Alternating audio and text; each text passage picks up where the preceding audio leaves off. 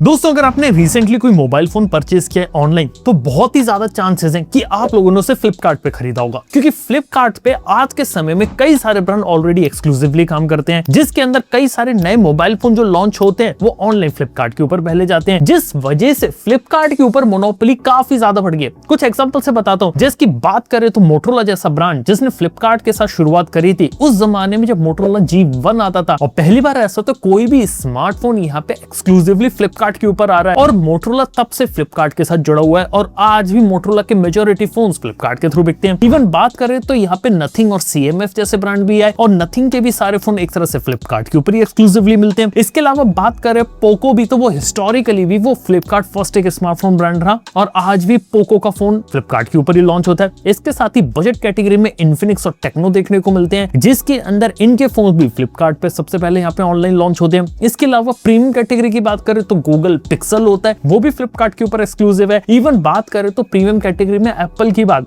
Apple तो देखो जाए हर जगह मिलता है, लेकिन एप्पल के आईफोन की असली हाइप और मार्केटिंग भी फ्लिपकार्ट ने करी थी। याद है कैसे फ्लिपकार्ट के बिग बिलियन डेज में आईफोन 50,000 रुपए का कितने लोगों ने खरीदा है, ये बात है। और हाँ, सैमसंग ने तो पूरी F सीरीज भी फ्लिपकार्ट के साथ ही यहाँ पे लॉन्च गई। उसके कंपैरिजन में अमेज़न की बात करें तो यहाँ पे बहुत ही लिमिटेड ब्रांड्स है जो अमेज़न के साथ जुड़े थे। जिसकी बात करें, स्टार्टिंग में माइक्रोमैक्स का यू ब्रांड आया था, यू यूरेका जैसे फोन्स आए थे, वो जुड़े थे, लेकिन वो कुछ खास कमाल दिखा नहीं पाए। इवन वन प्लस जैसा ब्रांड आज तक यहाँ पे अमेज़न से जुड़ा हुआ है, वो एक इंटरेस्टिंग चीज है। लेकिन इसके अलावा बात की जाए तो इंडियन ब्रांड है लावा, यहाँ तक कि आईक्यू के मेजॉरिटी फोन्स वो अमेज़न पे आते हैं। और इन सब के अलावा सैमसंग की M सीरीज है, ये कुछ ऐसे ब्रांड्स या S सीरीज है जो एक्सक्लूसिव है। इसके अलावा कुछ ऐसी कंपनीज के फोन्स है जो दोनों तरफ बराबर अवेलेबल रहते हैं, लेकिन कई बार प्रायोरिटी फ्लिपकार्ट को थोड़ी ज्यादा मिलती है। जैसे कि ऑब्वियसली आईफोन तो यहाँ पे ज्यादा बिकता है, लेकिन इसके कंपैरिजन में जो फ्लैगशिप फोन्स है वो भी अमेज़न से ज्यादा कई बार आपको फ्लिपकार्ट पे ज्यादा देखने को मिलते हैं सैमसंग वगैरह के। जैसे सैमसंग की S सीरीज हो गई, या उस पर डिस्काउंट हो गए, या फिर फ्लिप फोन हो गया, फोल्ड हो गए। इवन Xiaomi की बात करें या Redmi बात करें तो ऑब्वियसली Xiaomi की भी शुरुआत जो हुई थी वो फ्लिपकार्ट के साथ हुई थी, क्योंकि फ्लिपकार्ट के साथ उसने फ्लैश सेल का कंसेप्ट लाई थी, जिस वजह से Xiaomi का फोन खरीदने के लिए कई सारे लोगों ने फ्लिपकार्ट का अकाउंट बनाया था।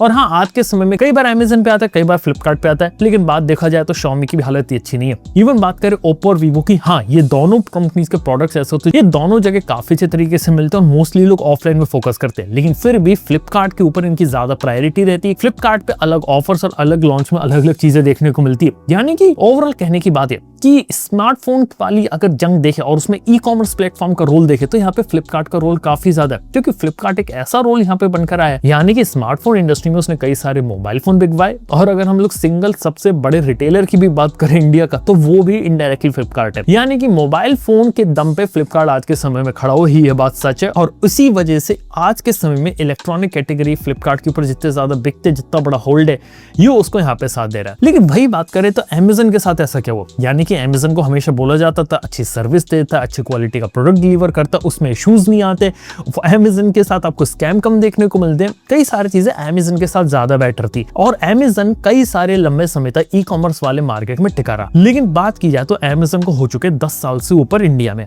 और अभी तक अमेज़न ने अपनी स्ट्रॉन्ग मोनोपोली नहीं बना पाए, जैसे उसने इंडिया के बाद जैसे US वगैरह में बना रखी अपने ई कॉमर्स स्पेस में, क्योंकि उसने वही सारी प्लेबुक्स फॉलो करी जो वो वहां करता था, यानी कि कम से कम मार्जिन में काम करो और यहाँ पर बेचो। और बात किया तो आज के समय में अमेज़न का जो फोकस है वो सिर्फ आपके ई कॉमर्स वाले पे बहुत कम रह गया, और स्मार्टफोन वाले स्पेस में तो और भी कम है, जिस वजह से आज के समय में अगर हम लोग बात करें तो वैसे डील्स, डिस्काउंट और ऑफर्स आपको कई बार अमेज़न पर देखने को मिलते ही नहीं है, जैसे कई बार फ्लिपकार्ट यहाँ पे प्रोवाइड कर देता है, क्योंकि अमेज़न की प्रायोरिटी अब इंडिया के लिए बदल चुकी है। इंडिया में जहां तक अभी वो बर्न कर रहे थे पैसा, आज के समय में हालत है कि अमेज़न यहाँ पे कम पैसा स्पेंड कर रहा है अपने ई कॉमर्स वाले पर, दूसरी जो सर्विसेज होती है उन पे फोकस कर रहा है, ताकि वो उनसे वहां पे बेटर पैसा बना सके। जिसकी बात करें अमेज़न का इस समय फोकस है उसकी प्राइम वीडियो सर्विस के ऊपर। जो प्राइम सर्विस आती है वहां पे, क्योंकि अमेज़न प्राइम निकाली गई थी अमेज़न यूजर्स के लिए, ताकि वो वहां पे ज्यादा प्रोडक्ट परचेज करे और वहां पे आपको शिपिंग कॉस्ट नहीं देनी पड़े और फास्ट डिलीवरीज देखने को मिले। लेकिन इससे ज्यादा जो दूसरी चीजें रहती है, जैसे प्राइम वीडियो, अमेज़न म्यूजिक हो गया,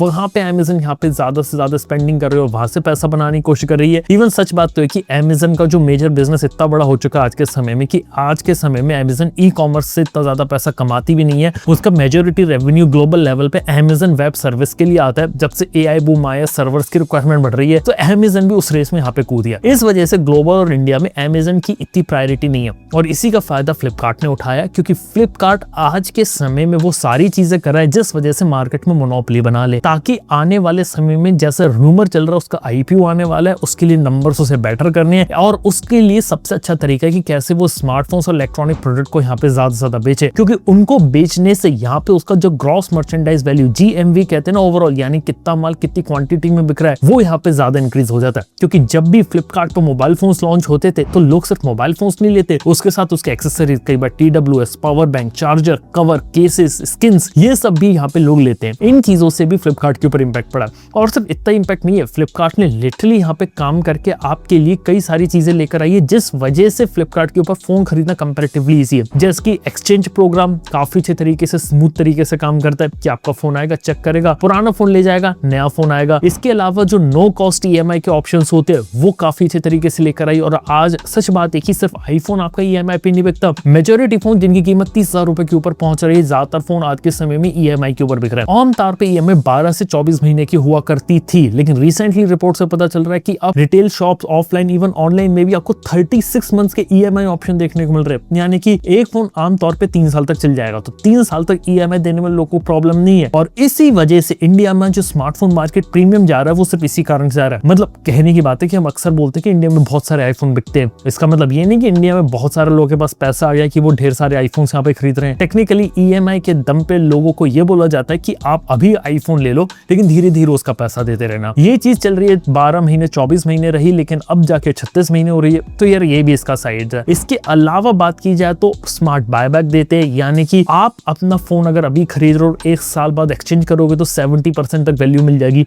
ऐसे कुछ स्कीम लाके ना फ्लिपकार्ट यहाँ पे खेला है। लेकिन फ्लिपकार्ट का जो असली खेल होता है ना वो ये रहता है कि उसने स्मार्टफोन कंपनीज के साथ बहुत अच्छा रिलेशन बना रखा है, क्योंकि फ्लिपकार्ट के इंडिया में पॉपुलैरिटी तब हुई थी जब स्मार्टफोन्स आए थे और स्मार्टफोन्स एक्सक्लूसिव जब से जाना शुरू हुए फ्लिपकार्ट को, तो पता चल गया कि स्मार्टफोन की सेल्स बहुत हो रही है। ज्यादा से ज्यादा कंपनीज को बोलो अपने प्रोडक्ट हमारी वेबसाइट पे लिस्ट करें। और सिर्फ फ्लिपकार्ट के स्मार्टफोन्स की बात नहीं कर रहा मैं, यहाँ पे लैपटॉप्स की बात कर रहा हूँ, टैबलेट्स की बात कर रहा हूँ, यहाँ तक कि गेमिंग कंसोल, प्ले स्टेशन भी यहाँ पे काफी ज्यादा बिका जाता है फ्लिपकार्ट के थ्रू और अलग अलग प्रोडक्ट भी बेचे जाते हैं। यहाँ तक कि वाटर प्यूरिफायर हो गया और भी कई सारी चीजें जिसकी लोगों को रिक्वायरमेंट रहती है और इन्हीं ऐसे बड़े कैटलॉग का यूज करके फ्लिपकार्ट यहाँ पर खेला है। लेकिन फ्लिपकार्ट का मेन धंधा यहाँ पे आज भी यहाँ पे स्मार्टफोन कैटेगरी से आता है और स्मार्टफोन स्पेस ऐसी चीज है जहाँ पे फ्लिपकार्ट आज के समय में पूरा का पूरा कंट्रोल करता है। इवन आप बिलीव नहीं करोगे, फ्लिपकार्ट के पास इतना डेटा आज के समय में कि स्मार्टफोन पे कौन से लोग सर्च कर रहे हैं, कौन सा ब्रांड सर्च कर रहे हैं, कौन से कलर्स चूज कर रहे हैं, किस पेज पे कौन सी स्पेसिफिकेशन को देख रहे हैं, किस पेज पे ज्यादा लंबे समय तक टिक रहे हैं और कौन से स्मार्टफोन की सेल ज्यादा है, किसका नेगेटिव परसेप्शन है, सारा डेटा है। और यही सारा डेटा घुमा फिरा के दिया जाता है आपके OEM यानी कि स्मार्टफोन कंपनी के पास, ताकि वो एक स्मार्टफोन यहाँ पे डिजाइन कर सके और ताकि यहाँ पे कौन सा साइज पसंद आ रहा है लोग को, कौन सा डिस्प्ले पसंद आ रहा है, कौन सा कलर पसंद आ रहा है। यानी कि एग्जैक्टली में बात करी जाए तो एज अ रिव्यूअर कई सारे लोग, इवन मैं भी ये बोलता हूँ कि ये पर्टिकुलर फोन बेस्ट है, लेकिन सच्चाई ये रहती है कि मार्केट में बेस्ट फोन नहीं बिकता और best phones are not best selling phones. और इसी वजह से फ्लिपकार्ट का मेन एम है कि कैसे हम एक बेस्ट सेलिंग फोन बनाए, यानी कि वो फोन बनाए जो लोगों को चाहिए, भले ही वो परफेक्ट नहीं हो। और इसी वजह से कई सारे फोन्स यहाँ पे जो बन रहे हैं आज के समय में वो यहाँ पे फ्लिपकार्ट के इनपुट से बन रहे हैं, जिसमें से क्रेजी एग्जांपल है मोटरोला का। फ्लिपकार्ट का काफी इनपुट जाता है मोटरोला को ताकि मोटरोला अपने हिसाब से फोन बना पाए और वो फोन मार्केट में आते ही फ्लिपकार्ट भी उसे प्रमोट करता है अपने एंड से, जिस वजह से आसानी से वो बिक जाता है। इवन यहाँ पे रियलमी के साथ भी सिमिलर केस था, पूरा रियलमी जैसा ब्रांड, रियलमी के जो अलग अलग डिजाइन और कलर्स आपको देखने को मिले, इसके अंदर भी फ्लिपकार्ट का काफी रोल था। ऐसे ही बात करें तो फ्लिपकार्ट बहुत ज्यादा इन्वॉल्व होता है प्रोडक्ट डेवलपमेंट में, कई सारा फीडबैक देता है, जिस वजह से कई सारे आज के समय में जो स्मार्टफोन ब्रांड्स हैं वो फ्लिपकार्ट के ऊपर टिके हुए। और इवन स्मार्टफोन ब्रांड्स अगर नए खड़े भी होते हैं ना तो उन्हें भी फ्लिपकार्ट आसानी से अपना लेता है, क्योंकि वहां पे फ्लिपकार्ट के ऊपर डायरेक्टली फोन को ले जा पाना काफी ज्यादा आसान है। और इवन बैक एंड से भी फ्लिपकार्ट सपोर्ट करता है, क्योंकि उसे भी लगता है कि अगला कोई भी ब्रांड है तो क्या पता वो अगला Xiaomi हो जाए और उसके कारण उसकी ऑनलाइन सेल्स काफी ज्यादा हो जाए। यार ये भी एक चीज है। तो कुल मिला के देखा जाए तो फ्लिपकार्ट की ऑनलाइन के अंदर काफी अच्छी मोनोपोली बन गई है स्मार्टफोन स्पेस में, और जब स्मार्टफोन खरीदने आते हैं ना तो उसके साथ दूसरा सामान भी उसका काफी ज्यादा बिक जाता है। हालांकि फ्लिपकार्ट यहाँ पे ही नहीं रुका, फ्लिपकार्ट ने फ्लिपकार्ट मिनट्स को भी इंट्रोड्यूस किया है, जिसका मतलब इधर ये कि जो फ्लिपकार्ट मिनट्स रहेगी ये एक ऐसी सर्विस है जिसके अंदर आपको क्विक कॉमर्स देखने को मिल रहा है। यानी कि लोगों ने लिटरली 50-55 हजार में आईफोन फ्लिपकार्ट मिनट से 10 मिनट में ऑर्डर किया, यानी कि रात के 12 बजे सेल होगी और 12:15 बजे तक आपके हाथ पे आपका नया आईफोन होगा। ये तरीका भी फ्लिपकार्ट ने अपनाया था। हालांकि थोड़ा सा मेरे को मार्केटिंग वाला तरीका लगा, लेकिन इस वजह से फ्लिपकार्ट आज भी टिका हुआ है। और सच बात यह है कि फ्लिपकार्ट आज के समय इतना डीप है कि आज के समय में ज्यादातर इलेक्ट्रॉनिक प्रोडक्ट फ्लिपकार्ट के ऊपर काफी अच्छे तरीके से और रेडिली अवेलेबल होता है। Even most of the smartphone Flipkart पर ही बिकते हैं। और इवन मैंने ये बात भी नोटिस करी है कि जो फ्लिपकार्ट है ना वो कई बार बेटर डील डिस्काउंट के साथ साथ आपको फास्ट डिलीवरी और कई सारी चीजें प्रोवाइड कर रहा है, और अपना जो नेगेटिव परसेप्शन लंबे समय से फ्लिपकार्ट था ना उसको भी हमें बेटर करने की कोशिश कर रहा है। लेकिन बात करें तो अमेज़न भी धीरे धीरे क्विक कॉमर्स वाले में कूद रही है, और अमेज़न अपना अमेज़न नाउ लेकर आ रही है जहाँ पे वो क्विक कॉमर्स में जा रहे हैं, और वहाँ पे ऑलरेडी ब्लिंकिट, ज़ेप्टो, स्विगी सब बैठे हुए हैं। तो देखने वाली बात है जो क्विक कॉमर्स वाली चीज होती है आने वाले फ्यूचर में किस तरीके से बढ़ती है और किस तरीके से इवॉल्व होती है, तो ये भी एक इंटरेस्टिंग चीज होगी। लेकिन अभी के तौर पे अगर स्मार्टफोन स्पेस के अंदर बात करें तो फ्लिपकार्ट की एक सिंगल हैंडेड मोनोपोली यहाँ पर बनी हुई है। आने वाला फ्यूचर देखे कि फ्लिपकार्ट के साथ यहाँ पे कैसा रहता है, क्या डील्स डिस्काउंट जैसे प्रोवाइड करते हैं कि नहीं करते, क्योंकि अभी भी देखा जाए तो फ्लिपकार्ट ने मल्टीपल वेंचर ट्राई आउट करे कई सारी चीजें, लेकिन घूम फिर के बात ये कि फ्लिपकार्ट जितना ई कॉमर्स इस प्लेटफॉर्म पे डिपेंडेंट है और उसके बाहर ब्रांच आउट नहीं कर पाया, तो इसलिए ई कॉमर्स वाली स्पेस में उसने अपनी मोनोपोली बना ली, और अमेज़न वाले आज भी थोड़ा सा यहाँ पे पीछे है। लेकिन हाँ मैं ये चाहता हूँ कि अमेज़न वाले भी अच्छे तरीके से काम करो और बेटर ऑफर्स और डील्स वगैरह भी लेकर आए। और एक और इंटरेस्टिंग बात है कि फ्लिपकार्ट जो है ना आज के समय में उसने यूट्यूब से भी पार्टनरशिप कर रखी है,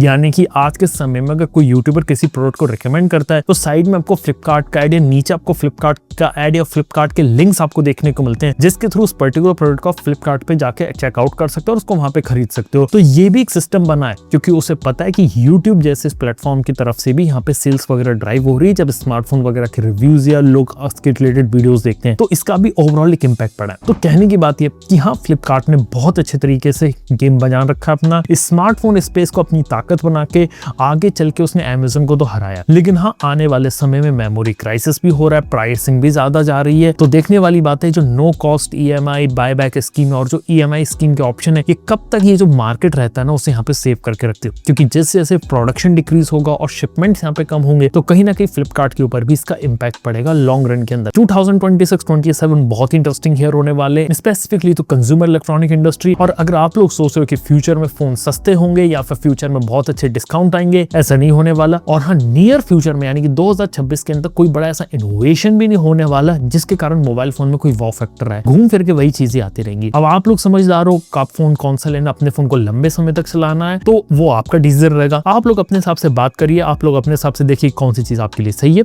बाकी आज के इस वीडियो में बस इतना ही। आप लोग कहां से शॉपिंग करते हो, फ्लिपकार्ट से कि अमेज़न से, नीचे कमेंट बताओ। थैंक यू अपने रहने के लिए। मैं आप सुनता हूं अपने नेक्स्ट वीडियो के अंदर। Good bye.